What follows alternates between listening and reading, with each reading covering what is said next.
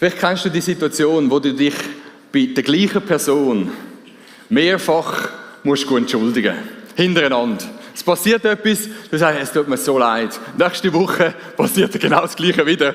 Du gehst wieder, es tut mir so leid. Eine Woche später, du sagst so, hey, ich glaub's nicht. Es tut mir, hey, ich weiß nicht, was passiert ist. Ich muss mich schon wieder für das Gleiche bei dir entschuldigen. Ich weiß nicht, ob du die Situationen kennst. Die Momente, die so unangenehm sind in einer Beziehung, weil du bist irgendwo, kommst nicht aus dem Strudel raus von einer Gewohnheit oder etwas, was du immer wieder falsch machst. Und es ist langsam unangenehm. Es macht auch etwas vielleicht mit deinem Selbstwert. Und du sagst, nein, Scheibe, wieso ist das schon wieder passiert?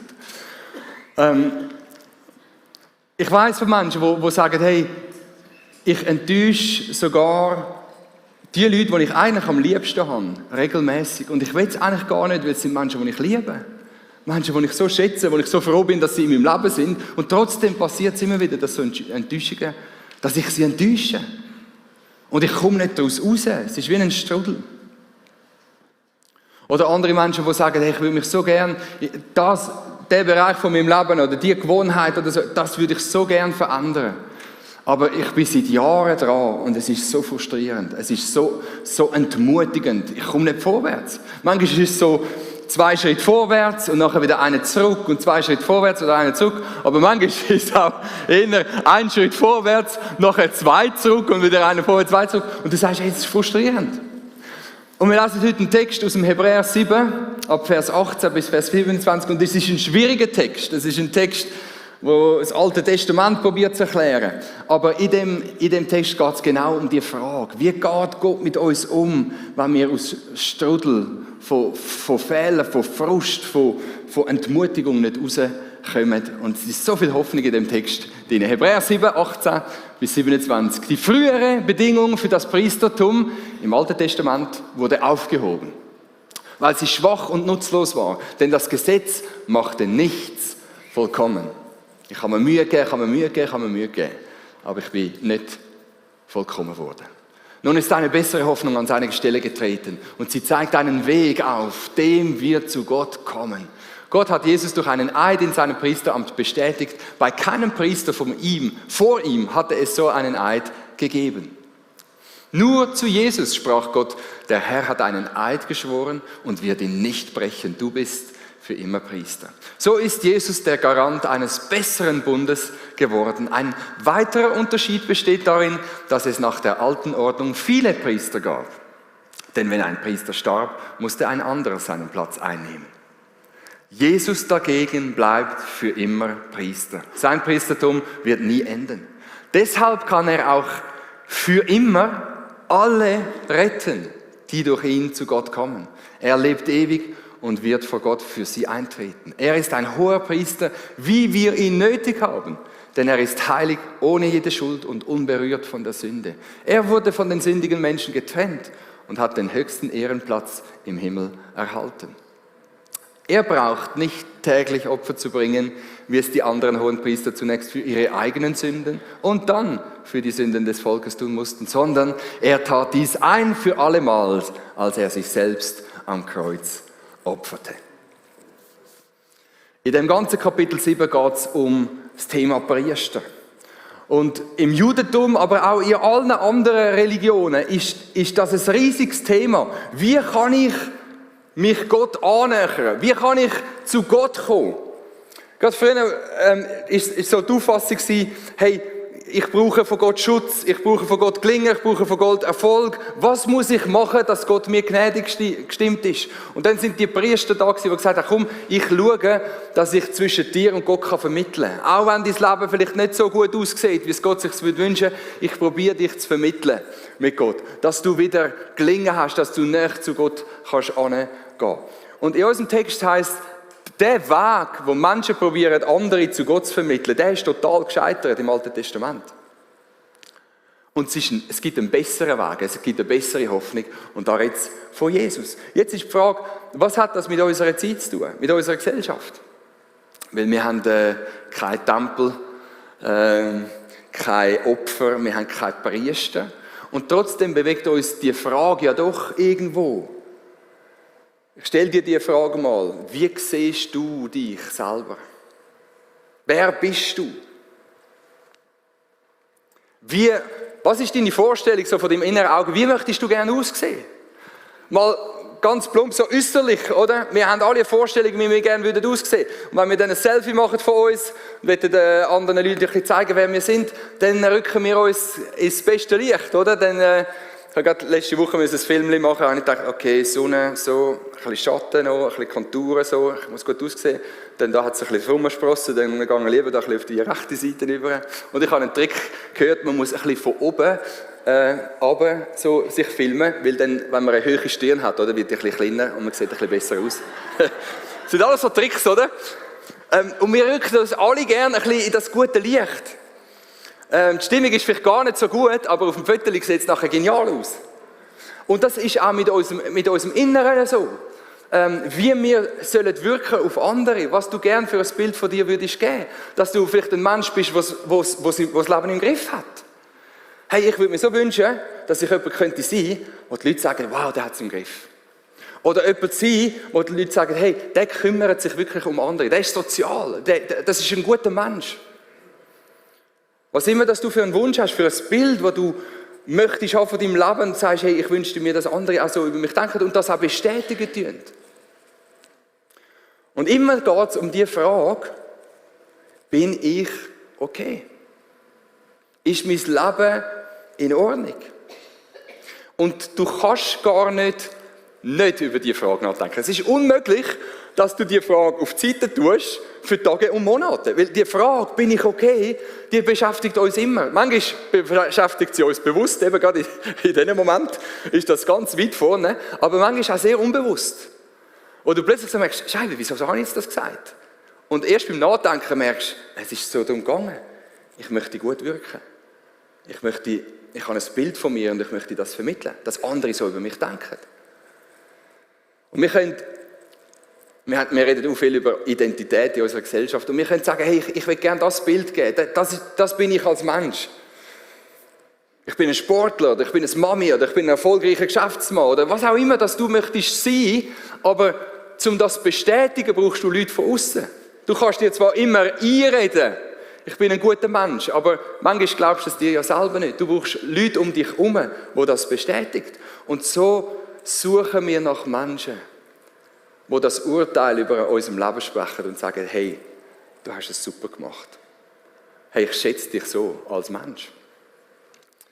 Im Herr der Ringe, in dem Roman sagt der Faramir an einer Stelle, das Lob des Lobenswerten ist der höchste Lohn. Das heißt, wenn jemand, wo du sagst, hey, das ist so eine coole Person, ich will selber so sein wie sie, oder wo du sagst, ihre Meinung ist mir mega wichtig, wenn so eine Person von dir sagt, hey, du machst es so gut, dann ist das mehr wert, als wenn es viele andere sagen, die du nicht kennst oder nicht so schätzen tust. Das Lob vom Lobenswerten. Ich weiss nicht, wer das in deinem Leben ist. Vielleicht ist das im Beruf, wenn der Chef dir sagt, hey, du machst so einen guten Job, dann ist das unglaublich viel wert für die Frage, bin ich okay? Bin ich ein guter Mensch? Hat mein Leben irgendwo ein Ziel? Vielleicht merkst du, auch wenn du älter wirst, hey, eigentlich ist es immer noch meine Eltern, wenn mein Vater würde sagen, hey, ich bin so stolz auf dich, es würde mir immer noch so viel bedeuten und viel mehr als alle anderen Menschen. Es ist das Urteil, die Bestätigung, die ich so suche, die ich so zähle. Wir finden sie überall. Vielleicht suchst du sie bei Freunden. Vielleicht suchst du sie sogar bei deinen Kindern. Wenn du kannst die beste Mami sein, der beste Papi sein. Wow. Der Arthur Miller, er ist ein amerikanischer Drehbuchautor gewesen. Hat den Pulitzer-Preis bekommen für eines von seinen Schauspielen. Er ist ein Atheist. Und er schildert in seinem Roman «Nach dem Sündenfall», schildert er, wie er das in seinem eigenen Leben auch beobachtet. Und er sagt, ich habe das Leben immer als eine Art Gerichtsverfahren betrachtet. Als eine ewige Beweisaufnahme. Bin ich gut? Bin ich gut? Bin ich gut? Und er beschreibt es so, wenn man jung ist, will man beweisen, wie mutig man ist oder wie klug. Dann, was für ein guter Liebhaber. Dann, was für ein guter Vater. Und schließlich, wie weise oder wie mächtig man ist. Oder was weiß ich, da kann so viel reinpassen. Und das alles nur, weil man unbewusst von einer falschen Voraussetzung ausging. Nämlich, dass der Weg irgendwann nach oben führen muss. Irgendwann komme ich so das Urteil über, das ich brauche. Und er schreibt irgendeinem höheren Urteilsspruch entgegen, durch den Mann weiß der Himmel, entweder freigesprochen oder schuldig erklärt wird. Und dann sagt er aus seiner eigenen Biografie, jetzt weiß ich, dass die Katastrophe für mich in dem Augenblick begann, als ich einmal aufsah und der Richterstuhl war leer. Kein Richter weit und breit. Niemand, wo mir sagt, du bist wirklich gut, du hast es wirklich gut gemacht. Nichts als ein endloses Selbstverhör, ein sinnloser Prozess. Und dann sagt er, hey, das ist wie Verzweiflung. Wenn du das Urteil brauchst, bin ich gut. Wenn du jemanden brauchst, der ganz ehrlich und voller Wahrheit kann sagen, so bist du. Und du lebst für das und dann merkst du, er als Atheist sagt, hey, der Richterstuhl ist leer. Der Gott, der so ehrlich sein könnte und alle Wahrheit hat und mich sieht, wie ich wirklich bin, wo ich eigentlich, das wäre der Einzige, der könnte sagen, du bist gut, du hast es geschafft, du hast es gut gemacht. Ich habe den Richterstuhl selber gelernt. Und wir leben in so einer Gesellschaft, wo wir sagen, ja, Gott braucht es nicht. Wir haben Gott weg erklärt und wir haben ihn weggeschoben. Und wir leben und trotzdem ist die Frage immer da. Bin ich okay? Und irgendwo ist Gott immer da und immer die Frage, wie ist sein Urteil über mein Leben? Und die Bibel erklärt das Gefühl, das wir in uns hineintragen. Das ständige Gerichtsverfahren, wo wir Ausschau halten und möchten gut dastehen. Im Römer 2 heißt es von uns Menschen, durch ihr Verhalten zeigen sie, dass Gottes Gesetz in ihr Herz geschrieben ist. Denn ihr eigenes Gewissen und ihre eigenen Gedanken klagen sie entweder an oder bestätigen, dass sie das Richtige tun. Die Bibel sagt, hey, die Beurteilung passiert in deinem Herz, durch deine Gedanken, durch dein Gewissen. Und du hast etwas Schlechtes machst, dass es dich fertig macht. Und dass du merkst, nein, ich bin nicht der Mensch, den ich möchte sein. Und wenn du etwas Gutes machst, dass ein gutes Gefühl kommt. Du sagst, hey, ich kann das Richtige tun. Es gibt dir eine Freude, es gibt dir eine Bestätigung. Und wenn wir mal vor dem Gott stehen, oder wenn wir uns dem Gott nahen, ist die Frage, sind wir ganz allein vor Gott, wenn er sein Urteil spricht? Oder gibt es jemanden, der an unserer Seite ist, der uns verteidigen kann, der irgendwo das Urteil wenden zu unseren Gunsten, der für uns einstehen kann? Und da sind wir bei unserem Predigtext in Hebräer 7, Vers 25, was heißt von Jesus, er lebt ewig und wird vor Gott für sie eintreten. Das Wort eintreten heißt auf der einen Seite bitten, Jesus bittet für uns, er ringt um unser Schicksal, dass wir eine gute Beurteilung bekommen für unser Leben, aber es heißt mehr als das, es heißt, das Wort wird eigentlich gebraucht für Anwalt sein. Jesus ist unser Anwalt vor Gott. Ewig, für immer ist er unser Anwalt. Und jetzt, wenn du so ein bisschen Anwaltsfilm kennst, oder so Justizfälle, wo im Kino kommen, so Hollywood, dann gibt es so die Filme, wo der angeklagt wird, sich selber verteidigt. Es sieht aussichtslos aus, aber der Typ ist so genial, dass er gar keinen Anwalt braucht, sondern er ist gerade selber sein eigener Anwalt und er schafft es natürlich am Schluss, einen Freispruch zu landen, weil er so ein Genie ist. Ich bitte dich, falls du einmal vor Gericht musst, mach das nicht selber. Das ist zum Scheitern verurteilt, das gibt es nur in Hollywood. Wir wissen das alle. Du hast null Chance gegen einen ausgebildeten Staatsanwalt. Null Chance vor einem Gericht, um dich irgendwie freisprechen. Du siehst alt aus. Es gibt auch die Filme, wo der Angeklagte den Anwalt nimmt, aber der Anwalt hat selber riesige Probleme. Für die ein bisschen Älteren unter uns so eine Frage der Ehre, oder so Filme, oder? Wo entweder er ist mit dem Gesetz im Konflikt, der Anwalt, der dich vertreten oder er ist ein Alkoholiker oder er scheidet irgendwie aus dem Prozess auf und dann kommst du so einen grünen Schnabel über, der dich dann verteidigen sollte. Jetzt, in dem Film läuft das immer gut aus, aber du weißt, oder? Das ist Katastrophe, wenn du einen schlechten Anwalt hast. Wie viel mehr,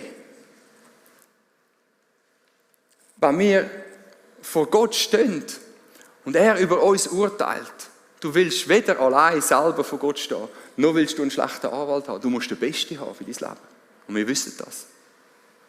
Wir brauchen einen Top-Anwalt. Wieso? Weil der gleiche Hebräerbrief, den wir gelesen haben, sagt im Hebräer 12, Vers 29, unser Gott ist ein verzehrendes Feuer.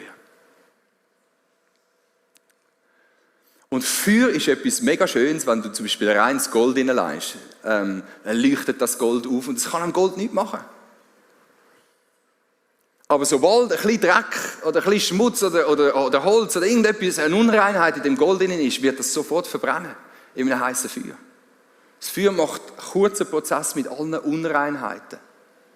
Und genau so ist Gott. Gott ist wie ein verzehrendes Feuer. Und das ist etwas Schönes in dem Moment, wo wir über Gottes Liebe reden. Er ist 100% Liebe, 100% treu, 100% kreativ, 100% grosszügig. Er ist all das. Aber er ist auch 100% heilig, 100% gerecht. Und es kann nichts Unreins von unseren Gedanken, von dem, wie wir leben, auch die Sachen, die wir verstecken, das kann von ihm nicht bestehen, es verbrennt. Wie der Dreck im Gold. Unser Gott ist wie ein verzehrendes Feuer. Die Person, die dich vertritt, muss in das Feuer hineinstehen. Muss selber können. Der Anwalt, den du hast, der muss fireproof sein. Der muss selber durchs Feuer gehen können, dass er dich vertreten kann. Und jetzt verstehen wir im Alten Testament, wie die müssen zittern haben, die Hohepriester, wenn sie einmal im Jahr in die Stiftshütte und dann ins Allerheiligste hinein, in den letzten Raum hineingegangen sind, dort, wo Gottes Gegenwart voll da ist. Und sie gehen rein und natürlich haben sie das Tierblut, zum irgendwo sagen, hey, ich weiss, dass ich selber ja Schuld habe, ich habe selber Sünde und dann sollte ich noch das ganze Volk mit ihren Sünden vertreten. Die haben doch zittert, als sie dort drin sind. Weil sie gewusst haben, sie hätten keine Chance, in dem Feuer selber zu bestehen. Es heisst im Alten Testament, dass man den Priester ein Seil um die Hüfte gebunden hat, dass wenn sie sterben würden, wenn sie irgendwie beim Opfer etwas falsch gemacht haben, wenn sie nicht heilig sind und dort drin stehen, dass wenn sie tot umfallen, dass man sie rausziehen kann aus dem Allerheiligsten. Weil niemand hat sich getraut, noch dort reinzugehen. Gott ist wie ein Feuer. Wer kann dich vertreten, der nicht selber verbrennt, der nicht selber zugrunde geht? Es muss eine heilige Person sein. Und das ist Jesus, der dort rein kann stehen. Das ist Jesus. Jesus ist der Top-Anwalt, der ins Feuer reinstehen kann mit dir und nicht verbrennt. Wenn eine Raumkapsel, nachdem sie im Weltall war, wieder zurückkommt auf die Erde, gibt es einen Moment, in dem Moment, wo die Raumkapsel in die Atmosphäre reinkommt. Ich weiß nicht genau, wie das funktioniert, aber ich weiß, dass es unglaublich heiß wird. Man sieht das auf den Fotos. Das ganze Material von der Raumkapsel fängt an zu glühen. Und wenn die Raumkapsel kein Hitzeschild hätte, dann würde die Raumkapsel in wenigen Momenten das Ganze verglühen, mit den Menschen, die drin sind. Und es braucht ein Hitzeschild, dass du den Eintritt in die Erdatmosphäre überlebst. Und schau, genau so ist Jesus. Für dich, wenn du in Gottes Gegenwart willst gehen, wenn du näher sein willst bei Gott, wenn du willst Worship machen für Gott, wenn du Gott bittest, dass er dein Gebet erhört, wenn du sagst, hey Gott, ich möchte dich hören, ich möchte die Bibel lesen und ich möchte mit dir zusammen sein und Zeit haben.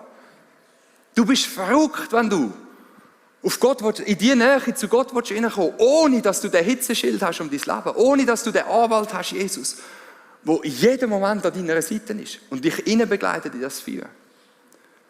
Another in the Fire heisst das Lied von Hillsong. Das ist der mit dir durch das Feuer durchgeht. Jesus ist deine beste Chance. Ich habe eine Brandschutzdecke geholt, danke vielmals. Das ist eine alte. Aber die hat so Henkel da. Und man hat mir gesagt, wenn es ein Feuer gibt in der Küche, jetzt sollte es lieber kein Feuer geben, weil die Decke ist nicht unten. Aber wenn es ein Feuer gibt, oder? Ein Feuer ausbricht, kannst du mit dieser Decke über das Feuer hineinlaufen. Ich habe das noch nie gemacht, ich weiß nicht, ob ich Schiss hätte, aber und dann kannst du das Feuer so ersticken. Aber was du auch machen kannst, ist mit der Brandschutzdecke, du kannst Leute so umwickeln und aus dem Feuer raus, also Feuerwehrleute natürlich, können Leute rausbringen aus dem Feuer, ohne dass ihnen das Feuer etwas schadet, weil eine Brandschutzdecke um sie herum ist. Jesus ist die Brandschutzdecke für dich. Jesus ist die Decke, die nichts von dem Feuer von Gott, von der Heiligkeit, die wunderschön ist, aber auch unglaublich gefährlich, nichts von dem Feuer wird an dich herankommen, wenn du Jesus um dich herum hast. Wenn er dein Anwalt ist, wenn er mit dir in das Feuer steht. Jedes Mal, wenn du zu Gott kommst. Und darum sagt der Hebräerbrief, hey, wir dürfen zuversichtlich zu Gott kommen, weil wir einen Anwalt haben. Jesus. Warum ist Jesus so fireproof?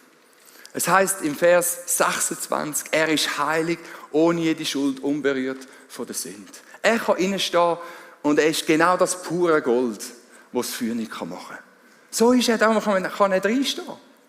Und dann heißt es uns, Jesus vertritt uns jedes Mal, Vers 25. Er lebt für immer, er lebt ewig und wird vor Gott für sie eintreten. Jesus lebt immer, er stirbt nie, er schläft auch nicht. Auch wenn du in der Nacht bettest, Jesus geht mit dir in das Feuer hin. Er vertritt dich, dass du näher zu Gott kannst kommen. Er ist nicht desinteressiert, er ist nicht zu beschäftigt, wenn du zu ihm bettest.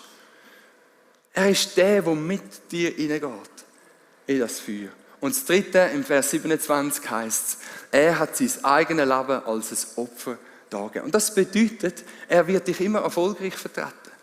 Jesus hat keinen Zweifel, wie die Gerichtsverfahren ausgehen. Weil er weiß, ich habe alles gezahlt, was du an Schulden hast bei Gott. All deine Sünden hat Jesus schon getragen. Und darum ist er unglaublich zuversichtlich und unglaublich erfolgreich. Jesus hat 0 Fälle verloren und 100 Fälle gewonnen. Weil er weiß, ich habe für all das gezahlt, was du Gott schuldig bist, was ich Gott schuldig bin. Ich möchte es noch anders sagen. Es gibt keine Sünde, wo Jesus dich nicht vertreten kann und Jesus dich nicht freisprechen kann. Es gibt keinen Moment in deinem Leben, wo du ohne Anwalt musst in die Gegenwart Gottes kommen. Jesus ist immer da. Es gibt keine Verurteilung für die in dem Hitzeschild, für die in dieser Brandschutzdecke inne sind, in Jesus Christus. Es gibt keine Verdammnis, keine Verurteilung. Und mehr noch, nicht nur, dass du Vergebung hast, nicht nur, dass du freigesprochen bist. Gott schaut dich so an, als wärst du Jesus. Wenn die Lara oder der Peter oder der Simon beten und sagen, Gott, bitte hör mich, dann sagt Gott, okay, wen haben wir da, wo in meine Gegenwart hineinkommt? Und er schaut auf und er sieht Jesus und sagt, wow, der Lebensstil, wow, das Herz, wow, die Reinheit, wow, der Wert von dieser Person. Und er spricht dir das zu, obwohl es nicht deine eigene Schönheit oder dein eigener Wert oder dein eigenes Leben ist oder deine eigenen guten Taten, sondern sind die von Jesus. Und darum bist du so wertvoll, darum bist du so angenommen. Darum dürfen wir so Zuversicht haben. Er ist der Einzige und er ist der beste Anwalt. Und darum, 1. Johannes 2, Vers 1, wenn jemand sündigt, wenn jemand eine Sünde begeht, haben wir einen Anwalt, der beim Vater für uns eintritt, Jesus Christus.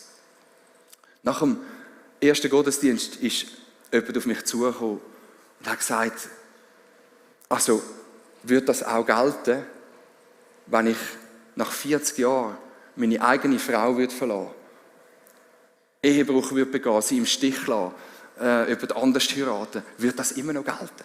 Ihr wisst, was die Frage ist. Es können verschiedene Sünden sein, grosse Sünden, kleine Sünden. Sagt, hey, wenn ich so etwas Schlimmes würde tun, wenn ich eine Person würde verraten, die das ganze Leben lang mit mir zusammen war. Ich habe gesagt, hey, du verstehst es. Jesus ist für jede von deinen Sünden, für die du in der Vergangenheit da hast und für die du in der Zukunft noch wirst tun, die kennt Jesus bereits und er ist am Kreuz für diese Schulden gestorben und darum kann er für dich beten, darum kann er als Anwalt für dich einstehen, darum kann er vor dich anstehen und sagen, es ist alles beglichen. So einen Anwalt haben wir. 2 Missverständnisse. Das erste ist, was wir oft nicht verstehen, Jesus muss nicht betteln beim Vater. Jesus muss nicht, oh Vater, du weißt, der Manu, er hat uns schon wieder enttäuscht. Nicht nur mich, sondern auch dich. Und es wird immer schlimmer, er kommt es nicht in den Griff, aber es war schon 5 Jahre ein Thema gewesen, und jetzt hat er es wieder da. Jesus sagt, Vater, bitte, bist gnädig, bitte, nur noch einmal. Ah nein, es braucht noch mehr, 2, 3 Mal. Jetzt ist er sogar noch Pastor geworden, das ist noch schlimmer, noch mehr Verantwortung. Wie wenn Jesus nicht sicher wäre, ob er meinen Fall gewinnen würde. Im Gegenteil, Jesus ist so 100% zuversichtlich, weil er weiß, Gott ist gerecht. Gott bestraft die Sünde nicht 2-mal. Und Jesus hat für meine Sünde bereits gezahlt. Und er weiß, dass der Vater das Gebet von Jesus wieder hören und mich frei wird sprechen. So ein Anwalt ist Jesus, souverän und erfolgreich. Und ein anderes Missverständnis, das wir nicht machen dürfen, ist zu sagen, hey, Jesus ist so ein guter Gott, aber der Vater ist so ein schlechter und böser Gott. Es heißt im Johannes 3,16, so sehr hat Gott die Welt geliebt. Es ist das Herz vom Vater gewesen, der gesagt hat, hey komm, wir retten die Menschen. Es ist der Vater gewesen, der Jesus gesagt hat, gang doch du auf die Erde, zum Sterben für die Schuld der Menschen. Und Jesus hat es freiwillig gesagt, ich mache das so gern. Es ist die Liebe vom Vater, es ist die Liebe von Jesus, wo uns der Rettungsplan vorschlägt. Und alle, die bei uns im Gott kennenlernen Kurs sind, wenn sie sich taufen lassen, lernen sie einen Vers auswendig. 1. Johannes 1, Vers 9. Wenn wir unsere Sünden bekennen, ist er treu und gerecht. Weißt du, was das heisst? Gott ist treu. Die Vergebung, die er dir versprochen hat, die wird er dir auch geben. Er ist treu. Aber er ist gleichzeitig auch gerecht. Er sagt nicht, ich muss die Augen zumachen oder ich bin ein schlechter Richter, ich habe meine Gerechtigkeit und meine Heiligkeit vergessen. Er sagt, hey, alles ist mit Jesus beglichen worden. Es geht mit rechten Dingen zu und her. Es ist kein Gesichtsverlust für Gott, wenn er dich begnadigt. Er ist sich selber gerecht. Er ist sich selber treu. Was für ein unglaublicher Gott, der nicht nur souverän ist, sich selber treu bleibt, sich nicht muss verbeugen, sich nie mehr muss verändern. Aber ein Gott, der trotzdem einen Weg geschaffen hat, dass du kannst in seine Nähe zurückkommen. Durch Jesus. Was bedeutet das für unser Leben? Und vielleicht hast du die Botschaft, dass Jesus uns freispricht von unserer Schuld, dass wir gerecht gesprochen sind. Vielleicht hast du die schon ein paar Mal gehört. Aber die Frage ist nicht, was du weißt, sondern wie es dein Leben prägt. Und prüf doch heute Morgen dein Leben. Sieht mein Leben schon so aus? Handle ich so? Denke ich so über mich selber? Ist die Wahrheit in mein Herz hineingesickert? Das Erste, was das bedeutet, ist, du hast volle Vergebung. Ich weiss von Christen immer wieder, die sagen, was ist, wenn ich eine Sünde mache und einige Momente später sterbe, bevor ich überhaupt Jesus um Vergebung bitten kann? Komme ich dann noch in den Himmel? Und das ist ein riesen Missverständnis, ein riesen Irrtum, wenn du so denkst. Weil Jesus hat dich gerecht gesprochen von aller Schuld. Er betet jeden Tag für dich. Er lässt dich in Gottes Gegenwart hineinkommen. Es gibt nichts auch in deiner Zukunft, wo er nicht schon beglichen hätte. Und er für dich betet. Du darfst zuversichtlich sein. Dann gibt es die, die sagen, hey, wenn ich in den Himmel komme, dann wird einmal ein grosser Film ablaufen von meinem Leben. Und alle werden das sehen. Das ganze Buchheck wird dort sein. Und alle Engel werden zuschauen. Und dann wird aufgebracht, dass ich alles falsch gemacht habe. Aber Jesus ist dein Anwalt. Er hat das beglichen.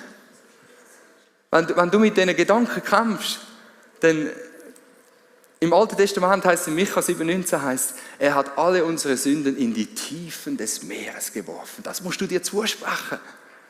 Du musst nicht mit Angst in Gottes Gegenwart kommen, du darfst mit Zuversicht, mit Freiheit in Gottes Gegenwart kommen. Alles ist vergeben. Aber das ist nur die halbe Wahrheit. Du bist auch wertvoll gemacht. Schau, wenn es nur Vergebung gibt, dann bist du von deinem Minus auf Null gekommen. Du bist jetzt wieder even. Mit anderen Worten, probier es nochmal. Das ist nicht das, was unsere Erlösung ist. Unsere Erlösung bedeutet, du bist ins Plus gekommen. Gott schaut dich so an, wie wenn du das Leben von Jesus gelebt hättest. Gott schaut dich so an, sieht den Wert von Jesus, die Schönheit von Jesus, die Perfektion von Jesus. Und er sagt, oh wow, die Perfektion hat der Manu und Simon und der Stefan. Das haben wir bekommen. Wir sind wertvoll gemacht. Und darum kannst du dich testen. Wenn du zu Gott kommst und irgendwo sagst, Gott, ich weiss nicht, ob ich zu dir kommen kann, ich bin noch nicht genug gut. Oder wenn du sagst, ich schäme mich, Gott. Oder das geht mir jetzt ein bisschen zu schnell, ich bin in meinen Gedanken immer noch bei den Fehlern, die ich gemacht habe. Dann hast du noch nicht verstanden, um was es geht. Wenn du etwas in dir selber suchst, wo du sagst, ich habe etwas da in meinem Leben, in meinem Charakter, in meinem Lebensstil, wo Gott könnte gefallen. Und das probiere ich ihm entgegenzuheben. Dann hast du noch nicht verstanden. Es geht gar nicht um dich. Es geht um Jesus. In dieser Serie vom Hebräerbrief, Gott möchte uns sagen, es geht nicht um dein Leben, sondern es geht um das Leben, das Jesus geführt hat. Das gibt dir die Freiheit. Das spricht dich gerecht. Das gibt dir Hoffnung für die Zukunft. Darum darfst du wissen, dass auch deine Zukunft in Gottes Hand ist.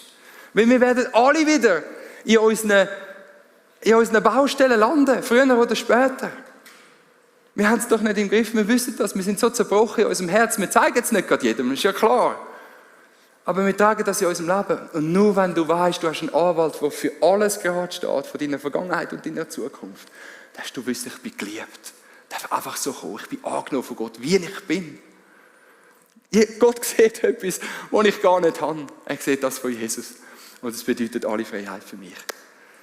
Und das bedeutet auch drittens, dass du lernen darfst, über dein eigenes Leben zu schmunzeln. Ich habe es mal so formuliert.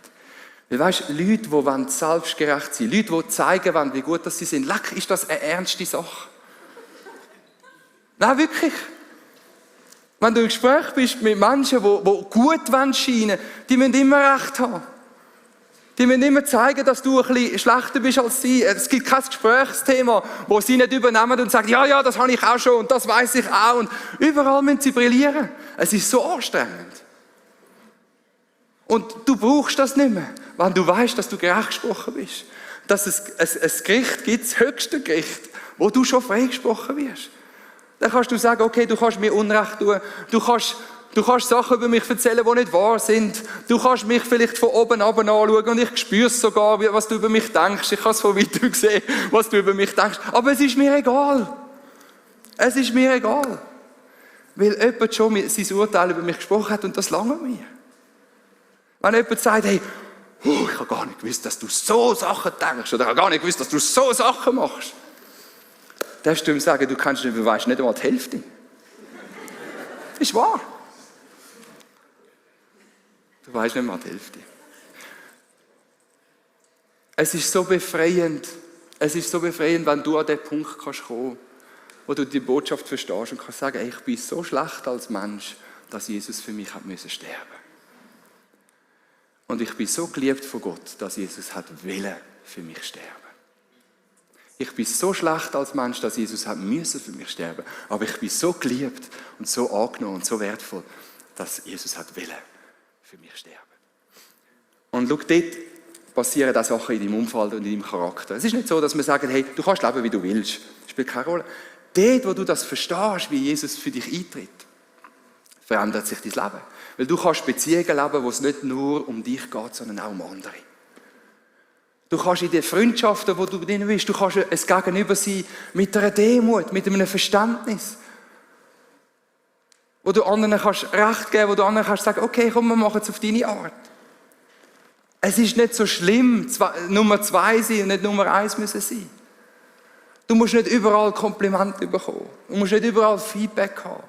Du darfst sicher sein in dir. Das verändert deine Beziehungen. Das verändert deine Freundschaft, das verändert deine Ehe. Wenn du kannst Recht geben, wenn du kannst sagen, es tut mir leid. Es verändert deine Beziehung zu deinen Kindern, wenn du kannst runtergehen und einem kleinen Geschöpfchen sagen, ich habe einen Fehler gemacht. Papi hat es versaut. Tust mir bitte vergeben. Es fällt dir kein Zacken mehr von der Krone, weil du weißt, ich bin gerecht gesprochen. Es verändert unser Leben. Und darum die letzte Bedeutung von dem Thema ist, komm zu Gott. Gott hat alles gemacht, aber du kannst es nur nehmen, wenn du selber kommst. Und in dem Vers heisst, wo wir jetzt gerade lesen, Vers 25, wo es heisst, wir dürfen zu Gott kommen, musst eins weitergehen. Die durch ihn zu Gott kommen, das ist ein Wort, das sich immer wiederholt. Das Kommen ist nicht nur einmal, wenn du dich bekehrst, sondern jedes Mal, wenn wir zu Gott kommen. Spricht er uns gerecht? Ist er für uns da? Und darum sage ich dir, wenn du Jesus noch nicht kennst, das ist der Tag, wo du darfst kommen. All dein Stolz, all das, was dich schämst dafür, wo du sagst, es ist so zerbrochen in meinem Leben, niemand soll das sehen, du darfst das Gott alles bringen. Wenn du kommst, dann betet Gott für dich und spricht Jesus dich frei. Aber auch jeder von uns, der da ist, der Jesus vielleicht schon länger kennt, komm doch zu ihm. Komm doch zu ihm mit deinem ganzen Herz, mit deiner ganzen Not, mit deiner ganzen Zerbrochenheit, mit den Sachen, die du nicht auf die Reihe kriegst. Und ich komme zum Anfang zurück. Wenn du so jemand bist, wie ich auch, wir bewegen uns teilweise so, ich reise. Ich habe gemeint, ich habe es im Griff und 2 Jahre später merke ich, nein, ich habe es gar noch nicht im Griff. Ich bin immer noch an der gleichen Sache da. Vielleicht ist es bei dir das schlechte Reden über andere Menschen, vielleicht ist es bei dir Pornografiesucht oder was immer das ist. Und du merkst, 5 Jahre sind vergangen, ich habe gemeint, ich habe es im Griff gehabt, aber schon wieder kommen die alten Sachen wieder führen. Und weißt du was, du musst dich nicht schämen. Gott ist immer noch da und Jesus betet immer noch für dich. Jesus betet für dich, wenn du Zweifel hast, wenn Satan dich anklagt. Wenn du es nicht im Griff hast. Wenn du wieder merkst, ich habe wieder meine schöne Seite gezeigt. Und das, wer ich wirklich bin, versteckt. Jesus betet immer noch für dich. Und er wird auch in 30 Jahren immer noch für dich beten. Bis ins höhere Alter, an dem Tag, wo du auf dem Sterbebett liegst, Jesus wird immer noch für dich beten. Er wird immer noch deine Brandschutzdecke sein, wo du darfst wissen, auch wenn ich in die Ewigkeit gehe, wird das Feuer mich nicht verbrennen, weil Jesus da ist. Ich möchte mich schließen mit dem Gedanken. Petrus hat Jesus verleugnet. Sein eigener Retter. Und er konnte anlangen, 3 Jahre mit ihm zusammen war. Und doch hat Jesus gesagt, ich habe für dich gebetet, dass dein Glaube nicht aufhört. Jesus betet für dich. Jesus hat heute Morgen für dich gebetet. Und er wird jeden Tag von deinem Leben für dich beten. Dass du darfst wissen, du bist gerecht, freigesprochen und angenommen. Lasst uns aufstehen zum Beten. Danke, dass wir, Jesus, dürfen zu Gott kommen, dass der Weg offen ist. So eine gute Hoffnung, die wir haben. So eine Zuversicht. Wir dürfen kommen mit allem. In dieser Kirche muss es doch nichts geben, wo wir uns schämen dafür, wenn du für uns alle beten tust. Jeden Tag von unserem Leben, bis wir vor der Himmelstür stehen und dich sehen von Angesicht zu Angesicht. Du betest für uns. Reißt du all die Schuld, das schlechte Gewissen, die Schuldgefühle, Beschämung von unserem Leben über das, was wir da haben. Reißt du das alles ab heute Morgen?